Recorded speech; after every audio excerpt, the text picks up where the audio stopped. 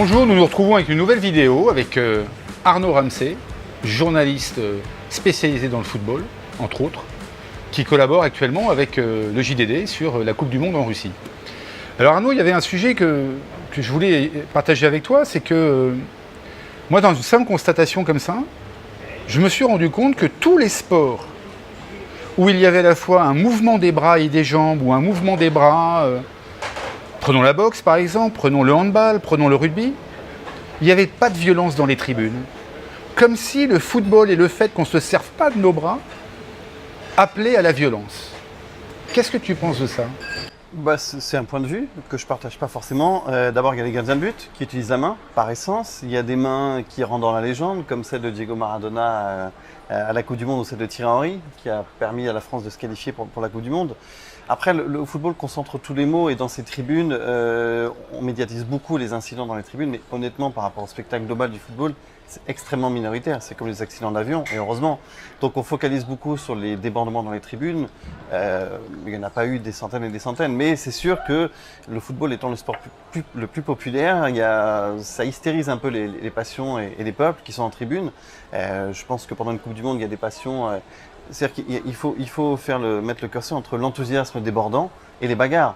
Évidemment qu'il faut trouver un point d'équilibre, mais honnêtement, avec les contrôles aussi de sécurité beaucoup plus prégnants, les violences, elles ont lieu en dehors des stades, ce qui n'est pas du tout mieux, mais les hordes de supporters qui veulent en découdre et qui en décousaient à l'intérieur des tribunes, maintenant qu'elles n'ont plus accès, se donnent rendez-vous avant pour des fights, et donc c'est détestable. Hein. Simplement, elles ont lieu en dehors des enceintes, et je ne sais pas si c'est le fait d'utiliser la main ou pas.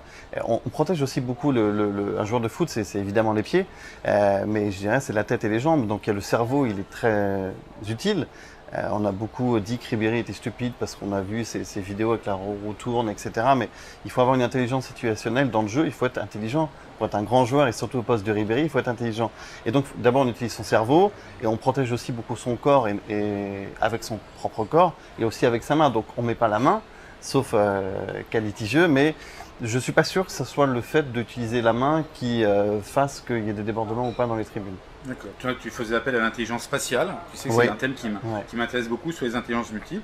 Mais Voilà. qui est très important dans le football, hein. C'est-à-dire qu'on a tendance à réduire les footballeurs à une caricature parce qu'on les voit après un effort en survêt dire je suis content d'avoir gagné. Évidemment que si on leur pose ce genre de questions, il est difficile d'être lumineux, mais il y a une vraie intelligence de jeu et moi, c'est pas que je me bats, mais je trouve qu'on a tendance à réduire les footballeurs à beaucoup de clichés qui sont bien pratiques. Or, évidemment que s'ils participent à Question pour un champion, ils ne seront pas très brillants, mais ils ont une intelligence dans le jeu, dans l'espace, et même, on pourra en parler des heures, mais pour apprendre les langues, parce qu'un Ribéry, par exemple, a joué en Turquie, il joue en Allemagne, il parle parfaitement allemand, il a joué aussi dans d'autres pays. Donc... Lizarazu, même chose. Tous les Brésiliens parlent une langue à chaque fois magnifique.